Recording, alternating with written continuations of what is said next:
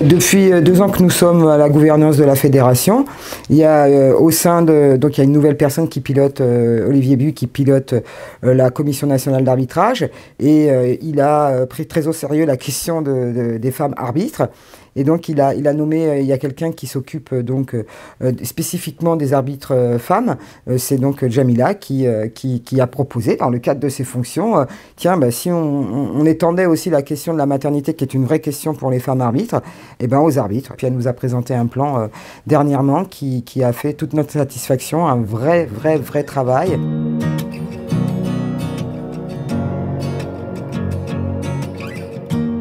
En fait, je suis arrivée à la Commission nationale d'arbitrage il y a plus de 3 ans pour justement piloter le projet de féminisation. Bien évidemment, il fallait faire une étude de terrain pour savoir ce qui se passe à ce niveau-là, un état des lieux, connaître les problématiques et aussi repérer les besoins des arbitres féminines.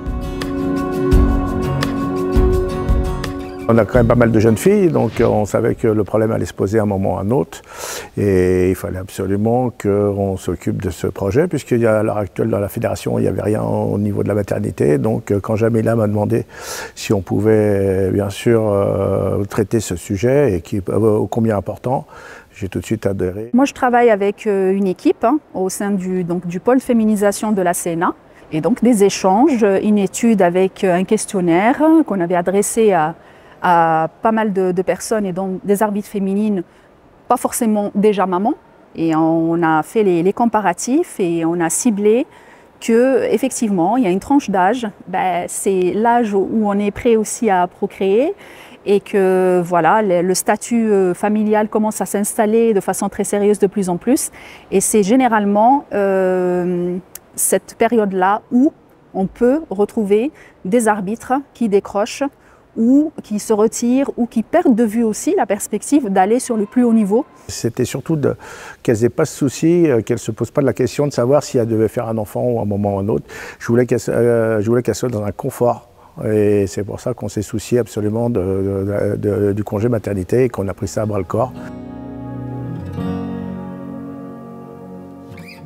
En fait, il faut les soutenir dans la démarche où déjà être une femme et être arbitre, c'est une sous-représentation des arbitres, il n'y en a pas assez. Donc on est vraiment aussi sur le plan de féminisation de l'arbitrage. Et puis après, la maternité, il faut éviter que ce soit une contrainte. Par exemple, si une jeune femme veut devenir maman et qu'elle souhaite continuer à être arbitre, par exemple, il faudrait lui permettre de faire des déplacements le plus proche possible de chez elle pour qu'elle puisse faire un aller-retour dans la journée. Tandis qu'avant, sans enfant, on peut se déplacer librement et ne pas rentrer chez soi pour dormir. Tandis que là, il faut qu'on considère et qu'on prenne en compte par exemple cette particularité, aussi bien aussi dans la réathlétisation de la femme arbitre, c'est-à-dire qu'on peut continuer à faire du sport en étant enceinte et ça permet aussi de pouvoir mieux revenir.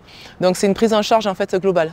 Aujourd'hui, il y a une grande satisfaction au niveau de tous les arbitres, et spécifiquement les arbitres féminines. Je peux vous dire qu'aujourd'hui, nous avons des arbitres, on est très heureux pour elles, des arbitres féminines qui attendent leur événement. Et donc, c'est vraiment quelque chose de super, qui apporte beaucoup de sérénité et beaucoup de confiance, surtout. Et donc ça, c'est important pour nous.